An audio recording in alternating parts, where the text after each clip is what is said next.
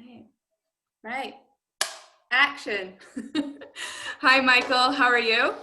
Great, Carla. Thank you for inviting me. It's an honor. It's great to have you. I was actually recommended by a huge fan of yours called Jack, who has met you in person. And when I told him about what I was doing with the podcast, he immediately just said, "Oh my God, you have to contact him and get him on the podcast." So that's how it all started. So Wow, what an honor. Did he come on a cruise to Alaska or how did we yes, he meet? did. He Ah, did. I wasn't sure when it was. It sounded like it was relatively recently, but you obviously made a very lasting impression. So shout out to Jack. oh, thank you. So from what I've understood, the side of tourism that we're looking at and the touristing like a local that you cover is very much focused around the cruise ships in Alaska. And you're a naturalist. So can you tell us a little bit more about that? Well, I have to tell you, can I start with a funny story? Yes, of course. Since you're in the UK, Yeah.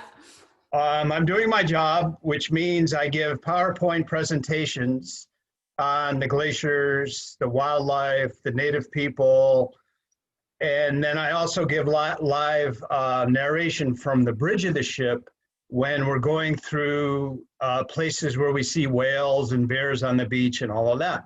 Yeah. When I do my PowerPoint presentations in the ship, it's a perfect gig for an author because outside the theater, I have my books on a table that everybody walks by. They've just seen Alaska on a screen 60 feet by 40 feet. And then they come by the book table and I sell a ton of books as an author, but I'm really there for them individually instead of a big audience to answer questions. Mm-hmm. So one day, out of nowhere, this beautiful young lady like Carla Rossi walks up to the book table and she's from England. And then the clipped accent, she stares at me and she says, "Michael, it's so nice to see you with your clothes on." After I recovered in my best Austin Powers imitation, I said, "Have we dated, baby?" And she said, "No, let me explain. Where I'm from in the UK, your job title, there's a word in the UK that's missing a letter or two, but it's very similar. You're a naturalist, but I thought you were a naturist." Yeah. I wanted you to walk out on stage with a pair of tearaway trousers, and you would have, well, there's this funny thing in the stores. There's some fur shops in Alaska, and fur is looked at differently because the people actually use fur the natives have for centuries. It's not like somebody wearing it in New York City, some fur coat. Yeah. But they're phasing the stores out in Alaska as well. Yeah. But there is a male jockstrap with fur in the front, and it has a raccoon tail in the back. Oh, come on. It's advertised for the man who has everything. It's called the Duke. Brilliant. So she said, "Why don't you walk out on stage with the tearaway trousers as a naturist and wear the Duke?" Oh, and I said, no. I will do that the last day of my job. That's how you finish. Nice. So it's so funny, you know, you guys gave us the English language and we totally butchered it, you know. Well, but I mean, I like to say we perfected it, but it doesn't go down well with the British. I just do that exactly. to wind them up. But what is marvelous about the cruises to Alaska is we get 30 different countries every single week. Wow, from that's all amazing. over the world. I mean, people fly from India, South Africa, Jamaica, Israel, because everybody wants to see what Alaska offers like no place else. You know, glaciers, whales, bears, wildlife, pure air, all of that. So it is so cool to literally be a citizen of the world. And then the crew, there's about 1,400 crew members on every ship from 54 different countries. And maybe those countries don't get along at home, but on the cruise ship, when you've got that beauty outside the window and all that inspiration, it's all one love, you know, it just works out great. Yeah. So how do they organize the trips? Are there different routes? How often are they? What is it that's actually on offer? Just to, in case people haven't taken cruises before, what options do they tend to have and what do you see on them? Well, for Alaska, they try to make it as appealing to everybody as far as, leaving and returning. You can take cruises out of Los Angeles that are longer because you're starting further south. But the two main hubs are Vancouver, British Columbia, Mm-hmm. and Seattle, Washington, that are further north. And you can take 10-day cruises to Alaska, 2-week cruises to Alaska, but the most popular are 7 days. Yeah. And those 7-day cruises leave from Seattle and from Vancouver. Now, the ones from Vancouver tend to go all the way up to a town called Whittier by Anchorage.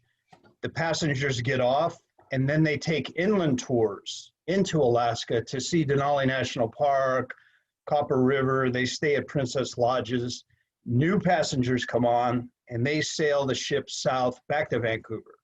Nice. But the real popular one is a round trip, 7 days from Seattle. So you leave Seattle, go 1,000 miles north, and then return the 1,000 miles all within 7 days, round trip. And everybody stays on the cruise ship, or how much time is there on land?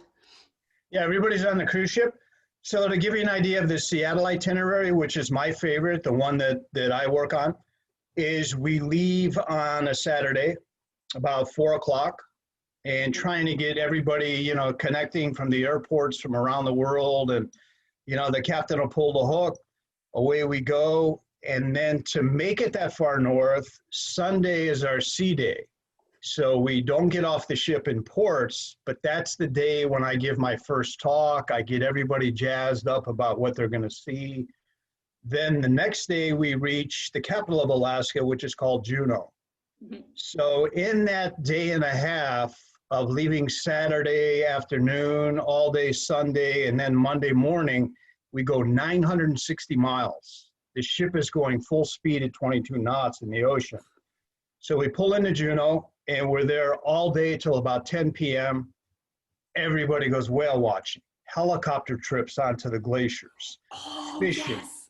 I mean, the shore excursions, what you can do in Alaska is absolutely amazing.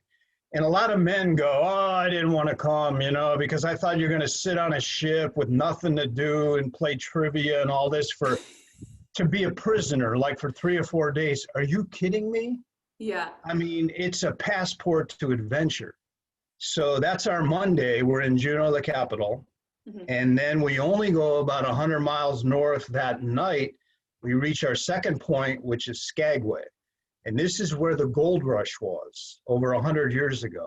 The men going up that mountainside, crazy, trying to find, gold. There's a train trip that recreates that journey. That's the most popular excursion to do there. But again, Skagway, you can climb mountains, you can kayak, you can fly fish, you can take the helicopters again. And then Tuesday night we leave. We sail down the longest and deepest fjord in North America. Mm-hmm. It is absolutely stunning, that sail away. So I'm up on the bridge about 8:30 p.m. narrating, and we get midnight sun, the longest day of the year around June 21st. Yeah. So you look at your watch and you go, how could this sun be shining and it's midnight? It's just absolutely beautiful. You've got 7,000-foot mountains coming right out of the ocean, 100 yards away from each side of the cruise ship. Wow. That's how narrow. You've got waterfalls, silver plumes cascading for thousands of feet down those mountains. In July, the mountainsides are festooned with wildflowers. Oh, wow. 1,500 different flowers are in Alaska, wildflowers. And those wildflowers, 1,000 feet up on a mountain in the greenery, are being pollinated by rufous hummingbirds that zip around the cruise ship as if to greet us. I mean, it is the most magical place in the world, especially in the summertime. So is that the recommended season to go, is during the summertime, or are there different types of experiences throughout the year? Well, that's a great question, because Alaska never gives you everything at once. It kind of spreads out its greatest hits. Mm-hmm. So in the month of May, when the cruise season starts, the cruises cost less because it's not the prime time season of August and September when the salmon are running. When the salmon are running later in the summer, all the wildlife's out to eat the fish. Of course. But in May, we get northern lights and we get the most sunshine. So when we get into June, July, August, that's the prime time for more wildlife. And then in September, the last few weeks, we definitely get northern lights again. Because okay. They're very shortened. We get fall for about 10 days in September, and it could snow at the end of September already. But we usually get Indian summer in September when, you know, it's beautiful sunshine, and then we get clear skies, and that's what you need for northern lights. So I have a weather geek, a buddy of mine in Seattle, that watches about 5 computers for probability. And what it is, the northern lights is a sunstorm where sun particles invade the atmosphere. They change the electrons on the sky. So Charles, I will see him when I'm hiking or climbing that day in Skagway. I pop into his office and I go, hey, what are the odds? He goes, Mike, 99% tonight. Look at this sky, high pressure. So I get on the microphone and I tell everybody. And Carla, there's thousands of people bundled up on Deck 17, which is called the sky deck. I mean, you literally have your head in the sky and they're looking north off the stern or back end of the ship. And usually about 10:30, 11 p.m. they start. And you've got seasoned, jaded travelers that have taken trips all over the world. And they're like a bunch of little kids and they're all going, ooh, oh. And they're jumping up and down because they're so excited. Because the sky all around you is just swirling neon green, strawberry pink. And you know what's really magical is last summer, we had a woman who plays the harp, classical harp. Wow. And she brought a travel harp, a small harp made out of cedar wood, which is native to Alaska. And Cynthia came up to Deck 17. Northern lights are swirling. People are oohing and aahing. It's like, you know, being in a church or a temple, and she's playing this harp music. This just sets the scene perfectly. What more could you want?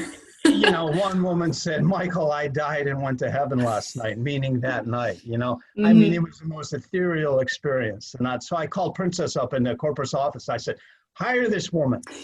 You know, let her be the accompany the Northern Lights like that with a harp. What is better than that? Yeah, that's amazing.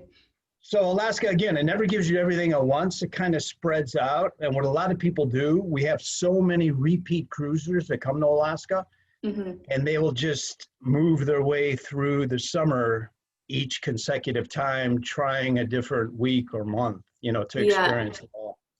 Wow. So then what about, so you mentioned the wildlife sort of come about a bit more when the salmon is there. So what do you tend to see other than the whales? What else is there to see, or what do you usually spot? Well, usually in August, we get what's called a super pod. And whales are very smart.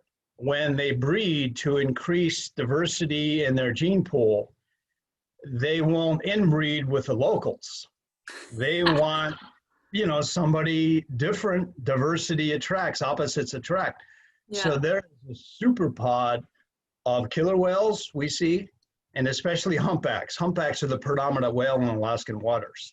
So every summer, at least once or twice, it's slack tide.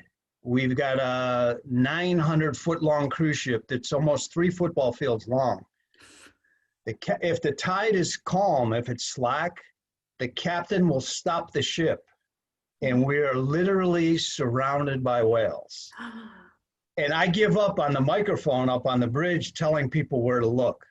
I go, you guys, just run this circle on the top of the ship with your camera going, because we have humpback whales or killer whales all around us. So they're not shy. They're actually quite curious and have no problem being near the ship. No, and a lot of times we get the humpback whales in May, because what a life they have. They spend their summers in Alaska and their winters in Hawaiian waters.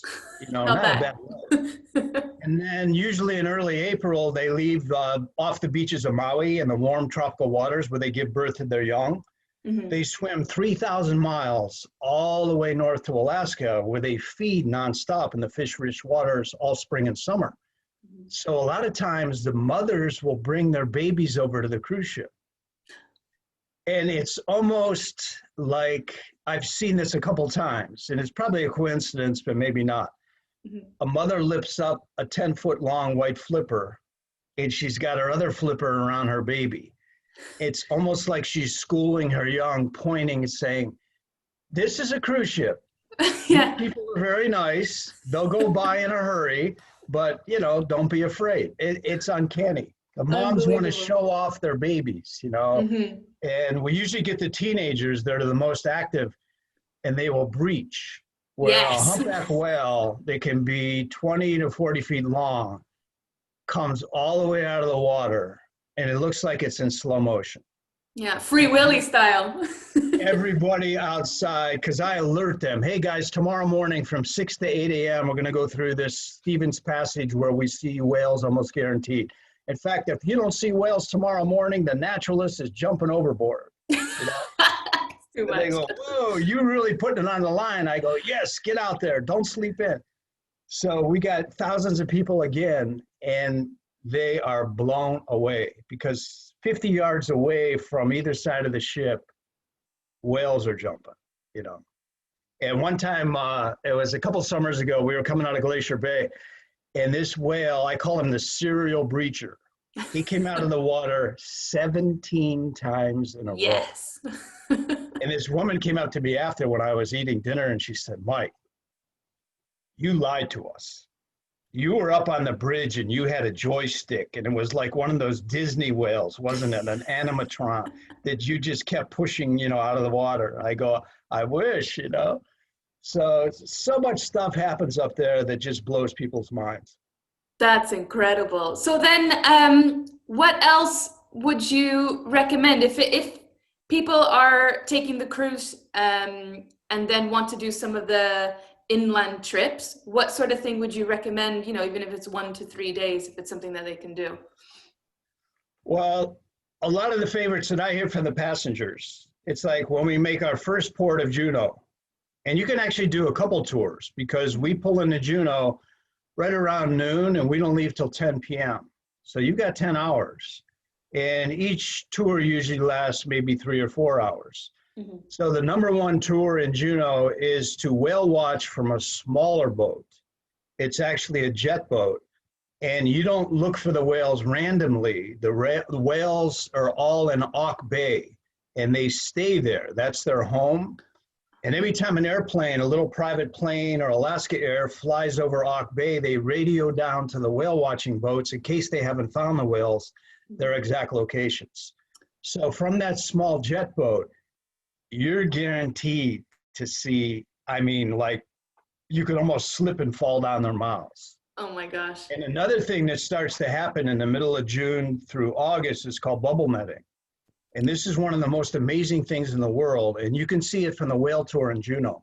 There's only 2 places in the world where humpback whales bubble net, in Alaska, and they've also been seen off of Antarctica, but predominantly in Alaska waters. So what they do, and it's a learned behavior, they have to teach each other.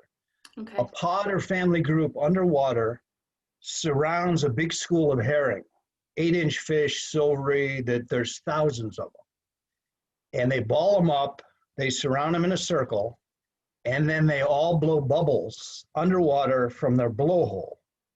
And as the bubbles rise, they get bigger and bigger, and the fish are trapped inside this bubble net. They are afraid to swim out through the bubbles because they almost look, you know, big and solid. So then there's one whale that's like an opera singer. It blasts the fish, their air bladders, with high-pitched sound that paralyzes their air bladders. How do they know this? So the fish all float upwards to the surface. The whales follow with their mouths open. And sometimes they use the side of the whale watching boats to press the fish against. Smart. So I had an 80-year-old man last year come up to me after he saw this, and he's so excited showing me his pictures, and he goes, Mike, if I would have slipped on that boat, I would have been Jonah in that whale's mouth. That's how close that sucker was. Wow. I wonder how they do learn that. That's amazing. It's like stunning them and then feast. You know, and for us to go out there and catch herring, we would need a couple $100,000 for a fishing boat. We would have a net that would break all the time. And it's built right into their life with bubbles. Yeah. Amazing. Who's the smarter species? Sometimes it makes you wonder. Oh, no comment. What about, so you mentioned that you see the bears on the beaches. I mean, how close could you really get to the bears, or if you guys come, you and your family come, yeah, I promise you, there's a secret spot. And well, I won't give the spot away, but I'll mention the town. Where we stop in Skagway on our Tuesday stop, you can take a water taxi. It's high speed. In about an hour, it goes south to a beautiful little town that's isolated called Haines. Okay. And in Haines, they have two rivers coming along, kind of framing the little town where a lot of artists live and writers. It's a great, great little town, cultural as well. Mm-hmm. But the Chokat River, it's 1 mile long, and it is loaded with big brown grizzly bears, shoulder to shoulder, pulling these huge fish out of the stream. So people go, okay, but aren't they going to eat me if I stand there? And I go, no, it's this easy. What you do is you take the water taxi to Haines, you rent a car, you drive like 8 miles along the river, you stop your car, you roll the window down, and your car is your photography blind. And the bears are used to cars. They think it's a moving boulder.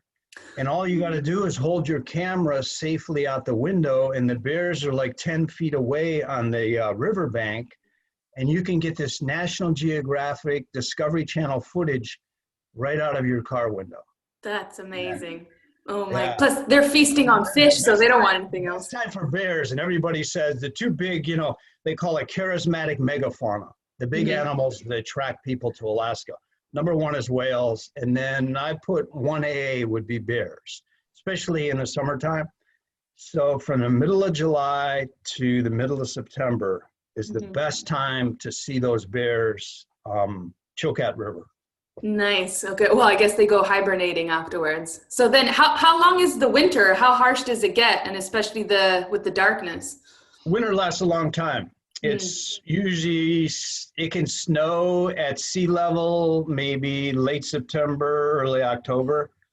And then when we take our first cruise, like in late April or early May, it's also beautiful. I forgot to mention that not only do you get the most sunshine in May, but you still have the snow. And when we go into Glacier Bay, you got sunshine, it's maybe 55, 60 degrees. And the mountains are snow white all the way down to the beaches. It's just, incredible. That's the only acceptable time to see snow. Otherwise, Because you have, the warmer weather starting in May, but yet you still are experiencing the tail end of winter where you can catch those northern lights in early May, and you also experience the winter wonderland. Because when most people think of Alaska, they think of the number one element, they think of it as snow. So you still get to experience the snow in the month of May. And then by July and August, it's kind of melted off. There's just a little bit left on the peaks in the mountains. Do people do any hiking trails, or is it easy to do on your own, or how does that go? Carla, if you guys come in Skagway, you got to take the train. So we get to Skagway even longer time than we spend in Juneau. Because Skagway is only 100 miles north of Juneau. We go real slow through the night, but we dock in Skagway, which is 1,000 miles north of Seattle, Washington. So you are way up there. You're really far north. But we dock at 7 a.m. and we don't leave till 8 p.m. So we're there more than 12 hours. So what I would suggest, for you and your family, take the morning train ride, because it's incredible, the view of where those gold miners went up into the White Pass and all that. You guys would be back down around noon, Mhm. And then there is a climb. It's the top of the world. It's Upper Dewey Lake. We do 6,000 feet round trip hiking. There's waterfalls you can drink out of Oh, because there's no amazing. giardia, there's no bacteria or houses up above. So you Mm. can take your canteen or your water jug, stick it right in these waterfalls, and it's better than champagne. Wow. And I always tell people the pain is worth the payoff because in Alaska, they don't believe in putting switchbacks for hiking like very zigzag gentle. They Yeah. punch the trail straight up. So what it is in Alaska, the equivalent is for every mile you hike, you're climbing 1,000 feet vertical. Okay, that's intense. Yeah, but I just have taken so many people up there that may hate me the next day because they can't get out of bed. But the views, when you get up there, there is a mountain lake that was left behind by a glacier. There's a little cabin we all duck into and have lunch. It's like paradise on earth, you know? Yeah. And then afterwards, right down back in Skagway before the ship leaves, fresh halibut hamburger with Okay, a that'll be a first. Nice. Alaskan amber beer. Because in Alaska, people don't eat like regular meat hamburgers. They eat fish burgers. So Okay. Oh, you so get it's big on seafood, of a course. big slab of fresh halibut, that white meat. It's like a steak about that Mm. thick. And we also say, my buddies and I, that we just don't walk in off the street and drink beer. You got to burn it to earn it. So after doing, you know, a 6 hour, 6,000 foot vertical up and down hike, we pour into the Skagway Fish Company. You inhale that warm, you know, halibut burger. And man, that first sip of Alaskan amber beer, it's like, oh, like I could almost taste it. That's every cell incredible. in your body is clapping its hands because you've deserved it. You've earned it, you know. Yeah.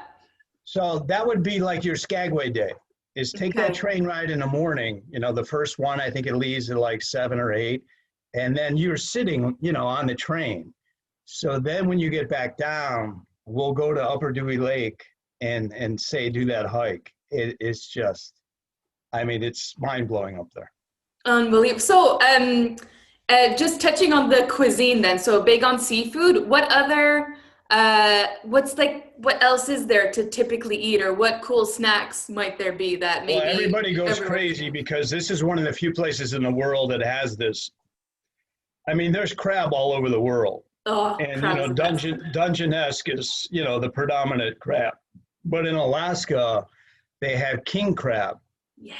And if you've seen, you know, any of those programs about the crab Oh, fishermen, they're like, you know, I mean, those guys, you got to be a little twisted to work those boats because they're out there in winter storms. And I mean, it's all been documented, that great show on Discovery Channel, you know. yeah. But they have king crab legs, not only in that restaurant in Skagway that we finish our hike with, but in Juneau, there's a famous restaurant called Tracy's Crab Shack. Hmm. And Tracy is a native Juneau girl. And she started this little hole in the wall restaurant that now is as big as a palace. Oh, And wow. I swear to God, the king crab legs there are as long as your arm. Oh my God, I'm going just for the king crab legs. A lot of times, like with Dungeness crab, you got to do a lot of work, a lot of cracking to get a little bit of meat. But with king crab legs being that big, you crack them open and there are fillets, there are steaks of crab meat. Oh my God. Most sucky. I'm getting hungry talking about Yeah, I think we need a flood. it. And you know, Okay. this is all fresh seafood. They don't Yeah. do any of this, you know, fresh frozen stuff or Mm. nothing goes into a freezer. And then one of the restaurants I actually recommend to people is called the Twisted Fish. Mhm. And it's right 100 yards away when we dock in Juneau.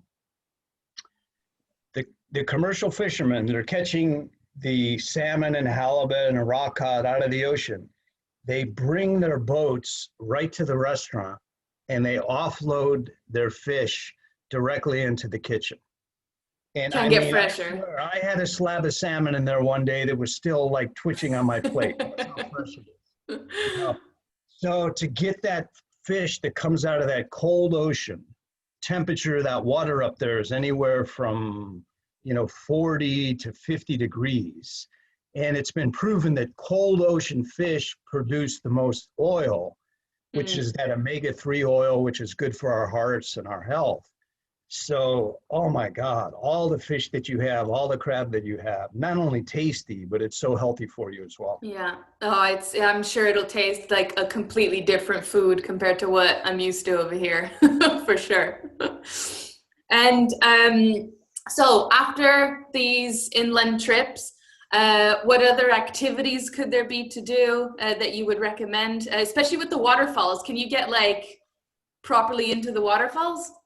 Yeah, like when we do our hike to Upper Dewey, they were so smart, whoever put that trail, even though it does go straight up. I mean, you're on your toes and calves for like 2 miles, is right up, not dangerous. There's no fall off or anything like that. Yeah. But whoever put the trail in was very smart because they paralleled the waterfall. Ah, So okay. this waterfall is, you can hear it roar, and then you're hiking alongside of it for probably 2/3 of the way up. And what the waterfall is meltwater from a glacier that's at the top of the mountain up there when you top out at the end of the trail. Mm-hmm. So you're drinking basically liquid ice that was a glacier maybe 5 or 6 hours ago. Mm-hmm. I mean, that's how fresh, cold, and crisp. And I swear to God, if you did a blind taste test, you would say you're drinking champagne. I mean, it's even fizzy and bubbly, Well, So you can actually drop down from the trail in about 3 places, go down a little descent, and take these amazing pictures where you've got that silver water pouring over the rocks behind you. I mean, if you had a pair of wings, you'd be an angel. Oh, that's amazing. Oh my goodness. So then what about the activities when you are seaside? So when you're on the Okay, so cruise ship? here's our big day. Yeah. And this is probably the #1 reason why people come to Alaska. And it's kind of a sad story as well. Because of climate change and global warming, the glaciers in Alaska are being affected. So the reason why those ships are chock full, I mean, you can't even have an extra cabin week after week. It's to see the big ice. So Sunday we have our sea day, Monday we're in Juneau, Tuesday we're in Skagway, everybody's whale watching, they're taking helicopters up to the glacier, they're doing the Upper Dewey climb, the train ride. And then after all that activity for those 2 days in a row, they want to kind of just kick back. So it's perfectly timed that Wednesday we don't go to a port, but we go into Glacier Bay, which is 3 million acres of total pristine wilderness. So for the 8 hours that we cruise 65 miles in and then back out, we see about 7 different tidewater glaciers that come all the way down to the ocean. And for over 1 hour at the top of the arm, the captain stops the ship just a couple hundred yards off the face of Marjorie Glacier. That's 250 feet tall at the face, from the water line to the top icy blue spires. And for an hour, ooh, ah, again, as ice towers crack off the face of the glacier, crash into the sea. Oh my goodness. Sometimes if a big enough tower cracks off, the impact splash wave will actually rock the cruise ship like a cradle. Oh my So gosh. you see it, you hear it. The natives call it white thunder, perfect description. And sometimes you can feel it when that splash wave rolls under the ship. More pictures are taken in Glacier Bay, I think, during the few hours that we're there than any other time by a group of people on Earth. It's just, I walk around the ship answering questions and showing on a map where we are and just informally doing my job. And all I see is this, iPads, phones, clickety, clickety, click, The thing is, I bet well, a lot of the time when you do take these pictures, as good as an angle as you can get, maybe from the helicopter is better. It's just never the same as just seeing it with your actual eyes. It's never the same. Well, the pictures are an approximation Yeah. because a camera only frames inches, where the human eye, the marvel, the way we can see, I mean, we see panoramic and we see 3D, you know, but even the approximation of framing a few inches of it. And the most special thing about the glaciers is the color blue. Mm-hmm. It is absolutely indescribable. I mean, people have called it sapphire, topaz, cerulean, aquamarine, but there's a very famous author named Amy Tan, and she wrote a great book called The Joy Luck Club. It was made into a movie a few years ago. And Amy Tan was aboard a cruise ship that I was working on. And I had lived in San Francisco for a while when her career shot off like a meteorite, because for the first time she was writing the Chinese American experience in Joy Luck Club. So, you know, I was seeing her picture in the newspapers all the time, and she's, you know, signing tons of books everywhere in the Bay Area. So I'm on the ship. I had just done one of my programs, and there was a line, you know, as I'm signing my own books, and this woman is at the end of the line, and I'm thinking to myself, oh my God, everybody has a twin. That woman looks exactly like Amy Tan. You know, she had the big Tibetan silver earrings, and she has like the epicanthic eye fold, you know, that the Chinese or Mongolian people will have, and the skin tone and the beauty of her. Oh my God, she's a beautiful woman. And she came up, and I have 4 books that I sell, and they're all stacked up. This sounds crazy, but just the way she handled the books, I could tell she was either an editor or publisher or a writer. She just looked at them different than most people would. A different appreciation. Yeah. And like she knew the whole process of what went into each one of those books, you know. And she looked at me and she said, Michael, I just want to tell you, blah, blah, blah, your shows and everything, you're just, blah, blah, you know, and your word choice. And, you know, I was so honored hearing that. But I'm still thinking, oh my God, this is somebody, we all have a twin. There's that saying that somebody looks exactly like us. Yeah. So whenever you buy something on the ship, you don't use money or your own credit card, you use your cruise card, which today is getting outdated because now it's all going computer chip and a little bracelet on your arm. Yeah. This was, you know, a few years ago. She handed me her cruise card and she bought like all of my books. And I see her name, because you got to write down the name and then a folio number that the books get billed to. And I see 2 3-letter words, Amy Tan. It finally clicks. I kept shaking her hand like 27 times. I wouldn't let go of it. I go, oh my God, it's you, it's Amy Tan. Oh, you know, it's like, I mean, she is like, you know, probably one of the best-selling authors in the world, if not the #1 person, you know. So long story short, we met a couple times during the cruise and we talked writing. And, you know, I've learned with people that famous not to bother them asking for anything. But if there's an opening or the vibe is right, sometimes to advance your own career in a good way, you got to step up and ask. So we were having drinks toward the end of the cruise, and I said, Amy, you know how busy you are, but 10 years from now, if you would ever have a chance to dip into my books, my writing, could you possibly write a blurb, like 3 words? I'll tattoo it on my forehead. I'll put it on my tombstone. You know, it would help my career immeasurably, but I feel bad to ask you and all of that. So Carla, it was so mind-blowing. A week later, I check my email and I see her email address. I open it up. Oh my God. She compared me to John Muir and went on and on. Amazing.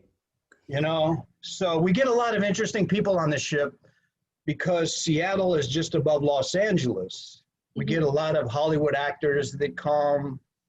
Baywatch, that old movie of Pamela Anderson, you know, running slow-mo in her red swimsuit. They filmed a 2-part series on the Dawn Princess years ago. Oh, okay. So you never know, you know, who's around you. But every week we must get of the 30 countries that come, we probably get at least 100 people from the United Kingdom. Mm. I got to tell you another quick funny story. So Yeah. I love the Scottish because the brogue is so thick that sometimes I know they're speaking English, but you can barely understand them. Oh, You know, it's still, I've been here 14 years and it's like on a 2-second delay. It's like I'm still, yeah, it's okay. Even as a seasoned person in the UK, it still takes me time. Totally optional on the cruise. They don't force people like they used to in the old days. But we have 2 formal nights where you can dress up, like the ladies wear their gowns and jewelry, and a guy, of course, we all look like penguins, the men. We all have a dark suit or tuxedo. Yeah. But the Scottish all brought the Kilts. McGregors. There was a McGregor clan. Yeah. They all had their tartan color. The men marched into the dining room the first night, and they had a little bagpiper, not a full set of pipes, but a small bagpipe set that led the way in. All the men, and they had these wiry red beards. It's like the biggest stereotype. You know, the purse that dangles between their legs, and they had the white socks and the shoes and the hats with the bows in the back, and the women, of course, had the same tartan, and they marched into the dining room. And like the dining room can be total chaos where everybody's talking over everybody else and laughing and everything else, and fell to silence when the McGregors came in there. And this is how the vibe is with everybody getting along. Everybody from all the other countries stood up, standing ovation. Nice. That's just respectful. Because they were proudly wearing their colors. Yeah. So the funny thing is the Scottish know how to have a good time. Oh, yes. So after dinner, they went into the Wheelhouse Bar, just a few steps away out of the dining room, and they cleaned the bar out of single malt. They were drinking and the women were drinking as much as the men, just tossing back the shots. And then they were doing Robbie Burns poetry. They were dancing Highland reels. And I'm hearing all this laughter and life pouring out of this bar. And I was walking by and I said, wow, somebody's having a good time. So I wandered in there and I sat at the end of the bar, and this woman, and she was kind of lit up a little bit. And she looked at me, and she had been to a couple of my programs by then. And she said, Michael, we would love to give you a kilt. And I said, oh, I'm honored. I can't wear a kilt. I'm not Scottish. But she looked me up and down and she said, but you sure got the legs for it now, don't you? My goodness. Hey, Carla, this is the funny thing about the cruises. We can never figure this out. You've got 3,000 passengers, say, on the Ruby Princess. And if you tried to find somebody the whole week intentionally, you never would, because there's so many people. Yeah. But there's always 1 or 2 people, without even trying, you bump into 5 times a day, which probability and statistically is impossible. So the next day, and I turned as red as a tomato. My face blushed when she said, just imagine. but you sure got the legs for it now, don't you? I was like beet red, But anyway, the next morning, I'm coming out of the men's room right by the theater before I'm going on to do a program. And she's standing there. And she says, I'm putting the kilt on you myself. Fantastic. I can picture it. You have so much fun with multicultural people. And you go, why is there discord in the world? It's our government that seem to stir up the trouble, not the people themselves. No, it's the government and the media. And they create the noise. Because when people are enjoying a shared experience like Alaska, it truly is Bob Marley's one love. I mean, everybody, no matter where you're from, no matter what your history was as a country, Poland, Russia, or whatever, how can you have a bad thought or a bad vibe when you're looking out the window seeing blue ice fall in slow motion into the ocean, or a whale jump, or a hummingbird, right in front of your nose after pollinated flowers 1,000 feet up. I mean, well, I think that's the thing. It's that shared experience, and it's one of the sad things recently, because I think travel is a great medium for it. And I think it's basically what we're missing out on. And that's ultimately the point of this series, is to try to give people a little of that experience at home whilst we're all a little bit cooped up, and give that escape, even momentarily. And hopefully that leads to actual travel later on, because I think, like you said, I think that shared experience and all those negative vibes just melt away. And I think that's necessary and it's essential for living life. Yeah, so true, you know. And I have to just, as a writer, I fill notebooks up from what I see on the ship, like off the stage, you know. We get Buddhist monks that will come on the cruise ship with an iPhone and Air Jordans, you know. Excellent. I mean, sometimes the juxtaposition is absolutely crazy. But one of the other magical things that happens all throughout the cruise, especially when I send everybody out to the outer decks, you know, for that whale watching morning, or, you know, to see the hummingbirds in the fjord or whatever, is the air. Because Alaska has no industry and the towns are so tiny and small, there's no pollution at all in the air. So people remark about that air, and we call it champagne air. You can get giddy or drunk just breathing all that pure oxygen. You know?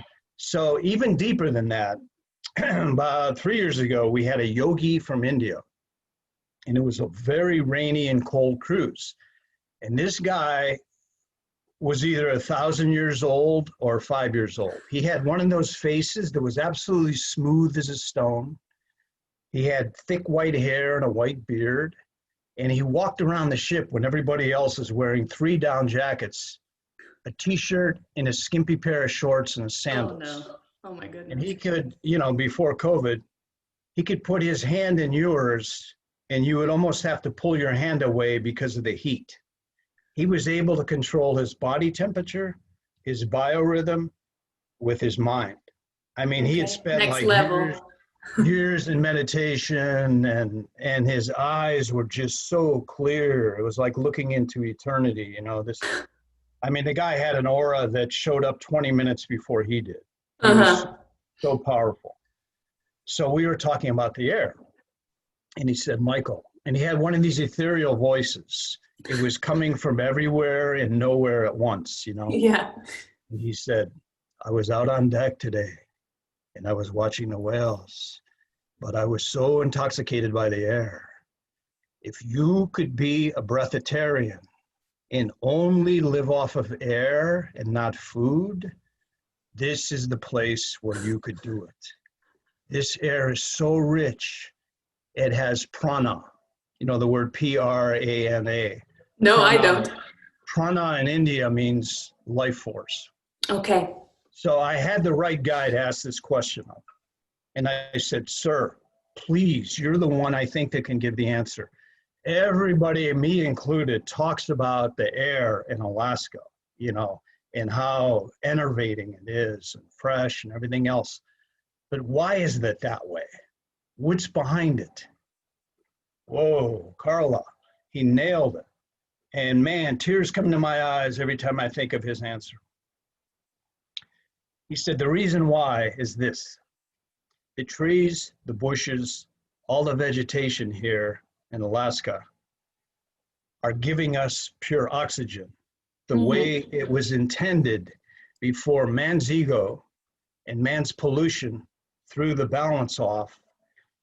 Now the plants and trees in the Garden of Eden, everywhere else is struggling. They're compromised. They're fighting through the toxicity to try to give us what was intended. But here, man is such a small presence. Nature is so much more and man is less with population and presence, that this is the way it is supposed to be. Imagine. So they are giving you the oxygen, and he says, you know what they are really giving you to breathe? Love. So when I go for a long run, at the end of the run, you know, I'm puffing and, you know, and I'm going, man, especially in Alaska when I run the trail, dodge the bears and all that, I go, I am breathing love, you know? It is just so pure.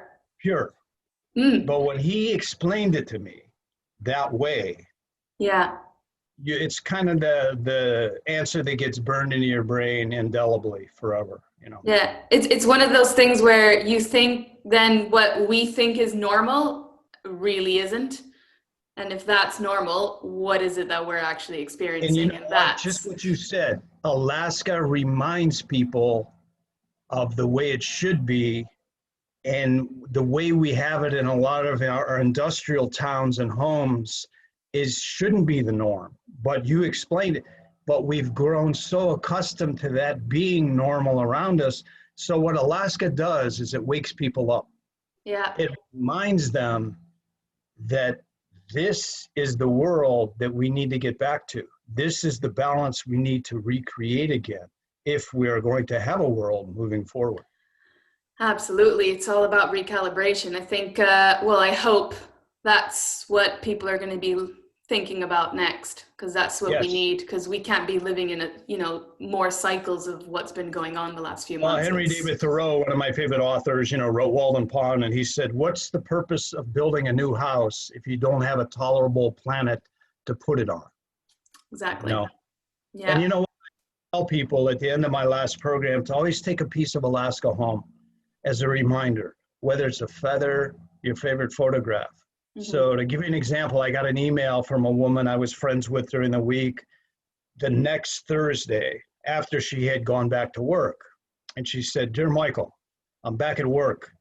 I'm 50 stories up in a skyscraper insurance building in Chicago, Illinois. The windows are hermetically sealed. Mm. I'm sitting in a little cubicle. Artificial light is raining down on me.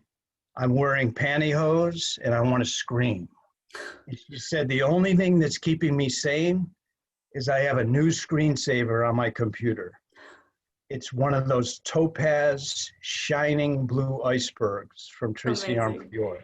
And she said, "Every 3 seconds I look up from my work, I, I look at that iceberg and I say, I was there and I'm already planning going back." Mm. So that Alaska cruise, it changes people's lives. It's entertaining, it's restful, but it works on such a deeper spiritual level as well. It Yeah. reminds people of what we turned our backs on and what we need to go back to.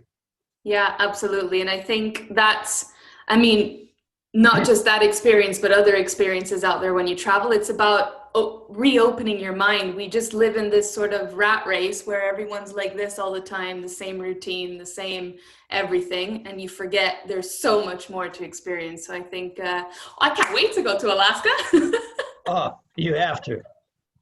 And like I say, I'll be your personal guide. I'll take you guys under my wing.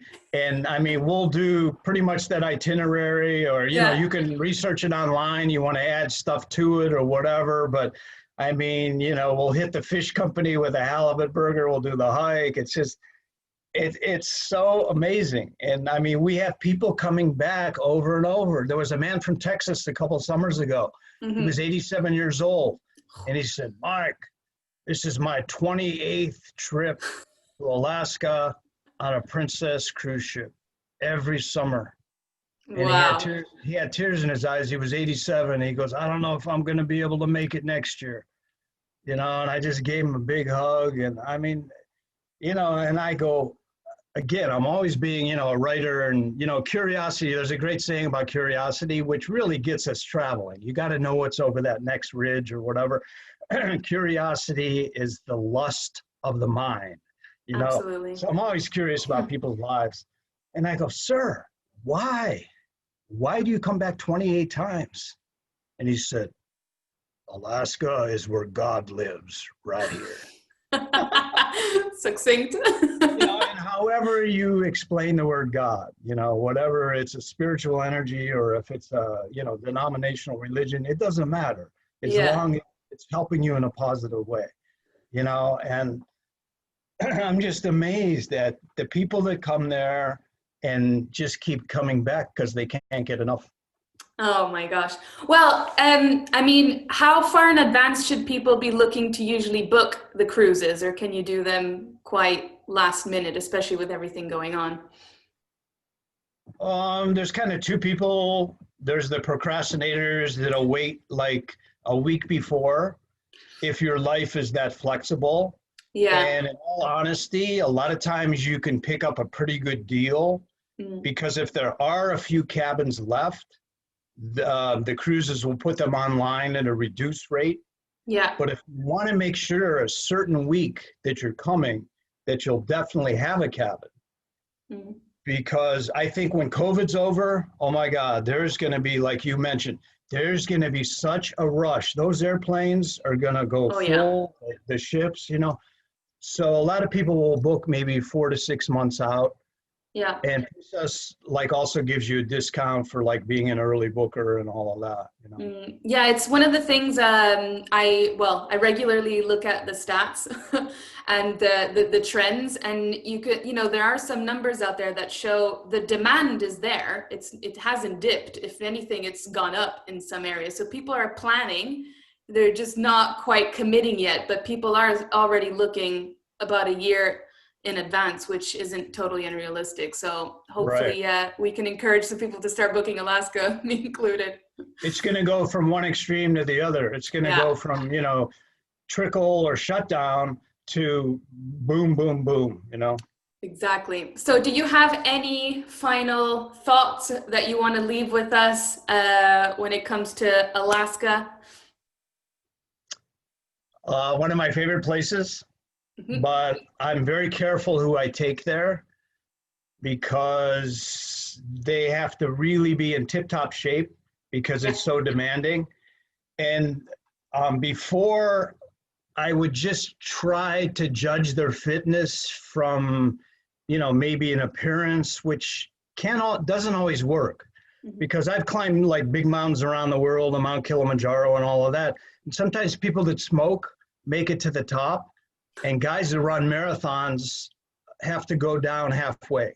It's all depends on how you process oxygen and also how you don't panic mentally when things get a little dicey. And that you really can't measure. But the physical part, I now have a great way to measure to take people into the ice caves. That one picture that I showed you. Yeah. Because the cruise ships are like 18 decks tall, I say to them, okay, if you think you can make it on the trail and then, you know, the scramble down and the climb up into the ice cave, here's what you do to test yourself. Is you go down to deck 5 and you walk the stairs, because there's not just elevators, there's stairs all the way up and down. Walk the stairs from deck 5 to deck 17 and do it 20 times in a row. How long should that take? Because that's how demanding, you know, the climbs are. But there's the normal tours that I just mentioned, you know, earlier, and then there's the off the beaten path tours. And like, you know, I think you could do it. I really do. Oh yeah, but, I'll start training for it. In Juneau, there's the Mendenhall Glacier. Now everybody takes buses to, and what's great about the cruise too, is you can have grandma and grandpa, and maybe if they're in a wheelchair or they're physically challenged, they can come on a cruise to Alaska, they can sit on a balcony and they can see the whales, they can see the blue ice, they can see everything. But you get all these ages and different, you know, abilities. But if somebody can handle it, we do the off the beaten path tour. And to go, here's Mendenhall Glacier, everybody takes the bus to, and they, you know, walk maybe 10 steps and get back on the bus, which is totally cool. I don't judge anybody. Many roads to enlightenment, you know. But to the left of the glacier, to the west of it, there is a trail. It's barely a trail. It's easy to get lost. There's more rescues off the West Glacier Trail than anywhere in Alaska. Oh, no. There's ribbons in the bushes, but one ribbon will be here. And then the next ribbon, instead of being consecutively that way, is over here. So you have to have your head on a swivel as you're hiking. But what it does, it leads you to the west edge of Mendenhall Glacier. And you go on the glacier for about 200 yards. You drop off the glacier, and there's a hollow pocket that's called an ice cave. And Carla, you walk in underneath, stick your hand out and drink that water that's trickling off these icy knife spires. That water's 1,000 years old. And this is what we do because they're very dangerous. The whole thing could collapse on you at any point. Oh my God. But before we go in with a small group, we always thank the glacier. We put our hands in a circle. We ask if for entry. We go in with humility rather than we're trying to conquer something. Imposing, yeah. So that helps, I think.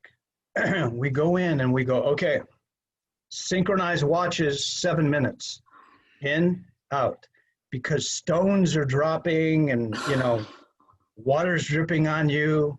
I mean, a big chunk could come down and hit you in the head or close you off. Half an hour later, you're so far in because, wait, I got to get this picture. Oh, standard. Look at this. And you know what I say about Alaska is that beauty and danger go hand in hand. Yeah. And you have to be careful because the beauty lures you to the danger. So I've been in the ice cave 7 times. And, you know, I don't know if I should keep pushing my luck.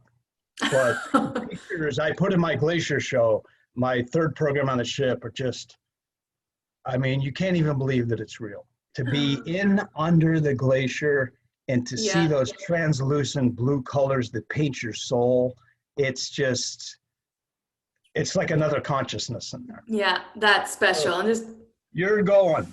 Yeah, oh yeah, pen me down. As soon as this pandemic's over, I'm in. Thank you. That was so engaging. That was amazing. Thank you very much for the insight. And the storytelling as well, I think that's what did it. So I really appreciate your time. Thank you, Carla. It's amazing. It's just amazing communicating with a kindred spirit. Likewise, thank you. I'll let you get on with the rest of your day. Take care.